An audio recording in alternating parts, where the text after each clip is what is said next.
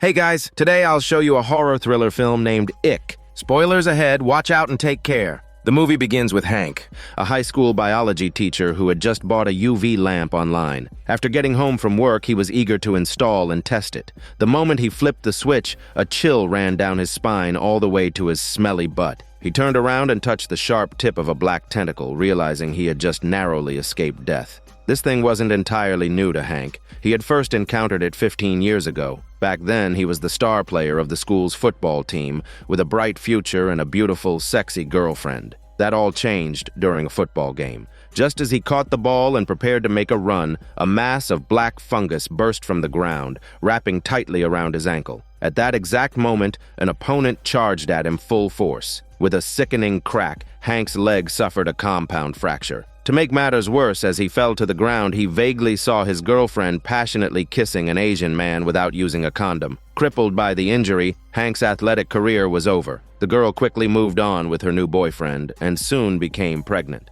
Having lost both his career and his love, Hank fell into a deep depression. After graduating, he simply stayed at the school, becoming an ordinary biology teacher. All the while, the fungus slowly spread throughout the small town, but no one paid it any mind. 15 years flew by. The townsfolk had grown accustomed to the occasional appearance of the disgusting fungal growths, and Hank went about his normal life. That is, until a new girl named Grace transferred into his class. As fate would have it, Grace was none other than his ex-girlfriend's daughter. Seeing that Grace bore a striking resemblance to him, Hank was filled with suspicion. After class, he hurried to his beat-up old Toyota and compared her to an old photo of himself and his ex. Unbeknownst to him, the disgusting fungus in the town had matured and begun hunting at night. Thanks to his new UV lamp, Hank had a lucky escape. Still shaken, he took a sample to study the fungus's properties. He quickly discovered that it seemed to be afraid of UV light. As soon as the light hit it, the fungus would freeze in place. From then on, Hank developed a new habit: sleeping with the UV lamp on. Hank also managed a small bar left to him by his father. One night, a strange customer came in. After one whiskey, he tapped his glass, signaling for a refill. But as soon as the second drink was served, the man began vomiting a black liquid. The kind-hearted Hank pulled out his phone to call a doctor, but just then, a cat jumped onto the bar. The man's body contorted as he extended a long tongue and devoured the cat. The fungus inside him grew more violent, and countless tentacles erupted from his back, lunging at Hank. To defend himself, Hank grabbed a mounted deer's leg from the wall and stabbed the man in the chest. Incredibly, despite being impaled, the man didn't fall. Instead, his right hand rapidly mutated into a sharp tentacle and shot towards Hank. In a panic, Hank grabbed a lit-up advertising sign from the wall to block the attack. The UV light from the sign seemed to be the creature's kryptonite. The tentacles that touched it spontaneously combusted. The monster, now a screaming human torch, pushed open the door and fled. When Hank ran out after him, a police car pulled up. Two officers, who were clearly not in their right minds, got out. No matter what Hank said, they seemed lost in their own world. Noticing the suspicious fungal patches on their faces, Hank sensed trouble and limped towards his Toyota. The two relentless cops kicked his car door shut gently and forced him into the back of their patrol car. Inside was a young woman who seemed strangely infatuated with him. The moment he sat down, she began to transform, a tendril extending from her smelly mouth towards his. Terrified, Hank shattered the window and escaped, his lame leg carrying him faster than a sprinter as he scrambled back into his own car. But the officers weren't giving up. They surrounded his old clunker, kicking and punching it. When Hank refused to get out, they drew their guns. At the last second, Hank managed to start the old Toyota. He slammed the pedal to the metal and sped off with a roar of the engine, leaving the writhing black tentacles on the ground behind him. The police gave chase, relentlessly ramming his rear bumper. To make things worse, the fungus on the ground came alive, its tendrils wrapping around his wheels. Unable to move forward, Hank jerked the wheel, turning his car sideways across the road. Seeing this, the two cops behind him accelerated, intending to ram him. At the critical moment, Hank threw the car into reverse and floored it again. The backward force not only snapped the tentacles, freeing his car, but also allowed him to dodge the collision. Frustrated at being outsmarted, the police turned around and resumed the chase. While driving frantically, Hank also had to deal with a clump of fungus that had snuck into the car during the chaos. Looking up, he saw a cow, also infected by the fungus, standing in the road ahead. He swerved violently, missing it by inches. The police car behind him wasn't so lucky, crashing into the cow in a spectacular explosion of gore and sending the officers flying like Barbie toys through the windshield. As Hank's taillights disappeared down the road, one of the officers angrily snapped his broken neck back into place. Hank knew that tonight was the high school prom. Worried about Grace, he rushed to the party and shouted warnings that the town's fungus had mutated and was now devouring people. But the young partygoers dismissed the ramblings of a man with a limp. Defeated, Hank tried to pull Grace away, but she shrugged him off, and her playboy boyfriend nearly started a fight with him. Hank had no choice but to leave, dejected. A short while later, a drunk Grace passed out. Her boyfriend saw his chance and started getting intimate with another girl on a bed. He didn't notice a writhing tentacle creeping up the window. In the bathroom, another student, a bearded guy, was about to get lucky. Just as he unwrapped a small-sized condom, a drop of black slime fell on his forehead.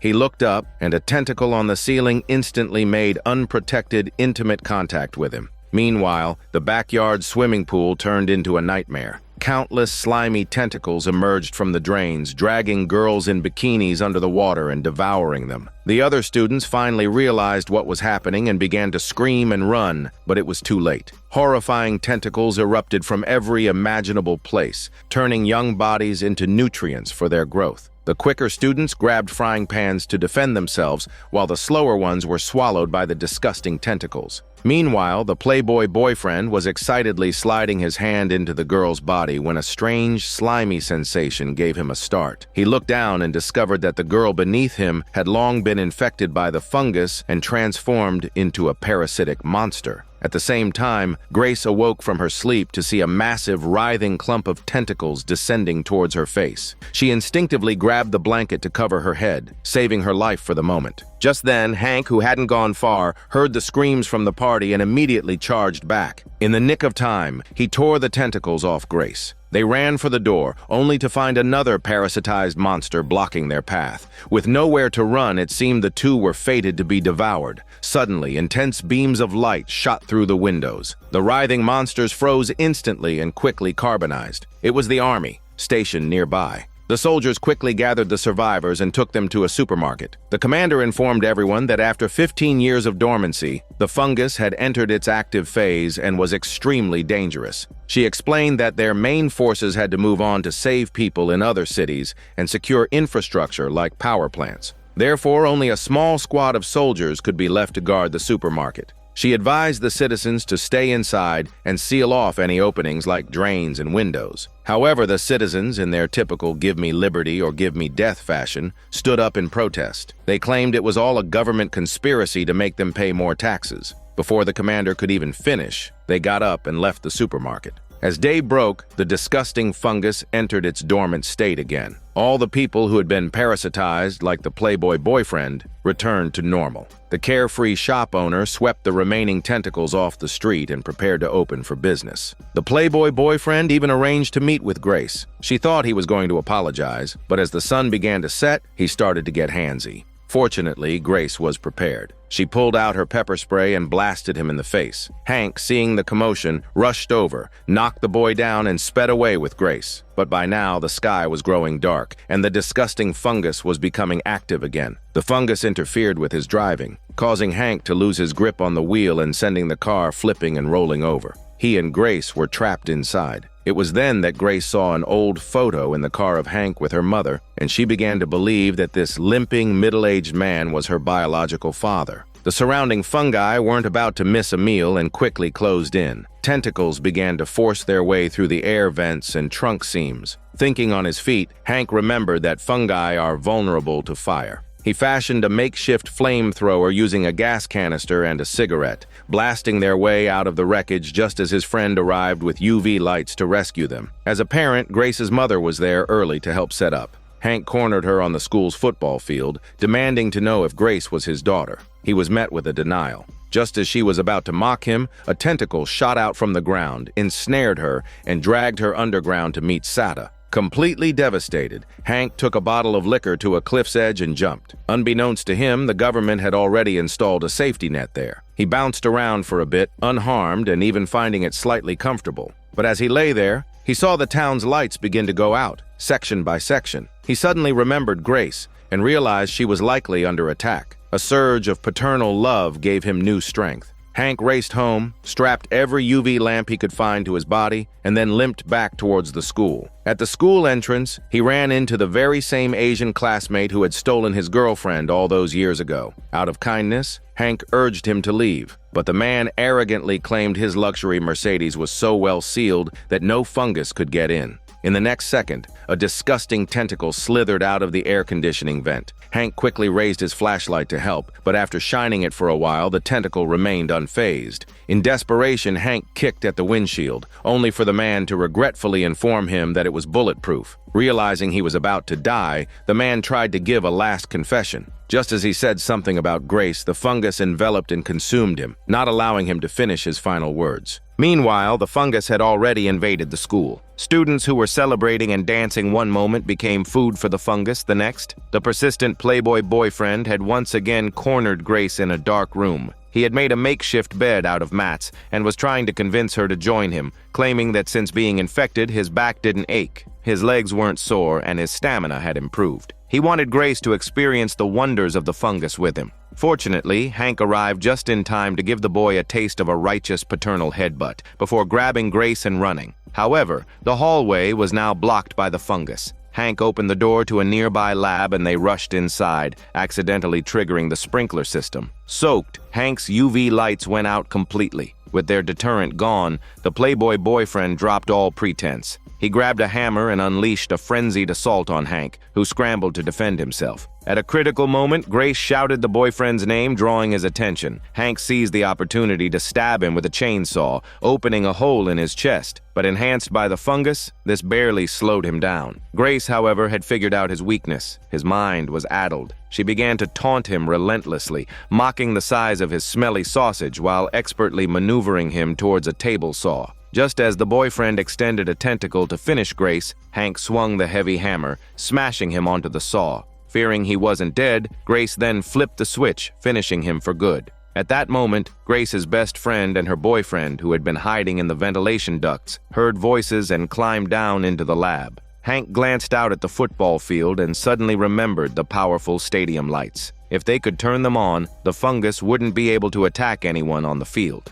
Without hesitation, he grabbed a hammer, smashed the window, and led the group towards the field. They made it to the control room, only to find the switch was old and broken, its wires disconnected. To restart the lights, someone would have to run to the main distribution room and flip the master breaker. Hank tossed them a roll of electrical tape, telling them to fix the wires while he risked his life to get the power on. Having been saved by Hank time and again, Grace finally accepted him. Before he left, she threw her arms around him in a hug. Her friend, unaware of their real relationship, watched with a mixed expression, mistakenly thinking they were a couple. As for Hank, empowered by this newfound father-daughter bond, he battled his way to the distribution room. However, the high-mounted breaker was a challenge for a man with a bad leg. After several failed jumps, a tentacle suddenly lashed out and knocked him to the ground. Then the ground on the football field began to churn, and a massive, final-form monster, dozens of meters tall, erupted from the earth, completely blocking his path. At this life-or-death moment, Hank was strangely calm. He picked up a football lying nearby. Relying on the muscle memory from his playing days, he threw a perfect spiral towards the breaker. The ball flew dozens of meters and hit the switch dead on. Back in the control room, Grace flipped her repaired switch at the same time. Instantly, the entire field was bathed in brilliant light, and all the monsters froze. Just as they sighed in relief, the stadium lights began to go out one by one. The giant monster was destroying the underground cables. With nowhere else to go, the group ran to a nearby signal tower and began to climb. The fungus gave chase, its tentacles swarming upwards. They managed to stay just ahead, but halfway up, Grace's dress got snagged. Once again, it was her father who, ignoring his own safety, stopped to help her. He managed to push Grace up to the top, but the effort left him exhausted. As he tried to pull himself up, his hand slipped, but Grace grabbed him, refusing to let go. At that moment, the first ray of sunlight pierced the darkness. Dawn was coming. Unwilling to be defeated, the fungus monster quickened its ascent. Thankfully, Grace's friends scrambled over to help, and together they managed to pull Hank up. Just then, the direct sunlight hit the monster, and it froze solid. But fate had one more cruel twist in store. A stray cloud drifted across the sky, blocking the sun. The tentacles immediately came back to life. The four of them were at the very top of the tower with nowhere left to run. They could only huddle together, awaiting their fate. Just as the tentacles were about to cover their heads, the golden sunlight finally broke through for good, flooding the landscape. The active tentacles quickly carbonized and fell away, and the fungus on the ground below returned to its dormant state. The townspeople had survived. In the aftermath, UV lamps were installed on every street, and people got used to sleeping with them on every night. As for Hank and Grace, they finally got the results of their paternity test, officially confirming what they already knew. This is Daniel CC Movie Channel. Stay safe and enjoy your day.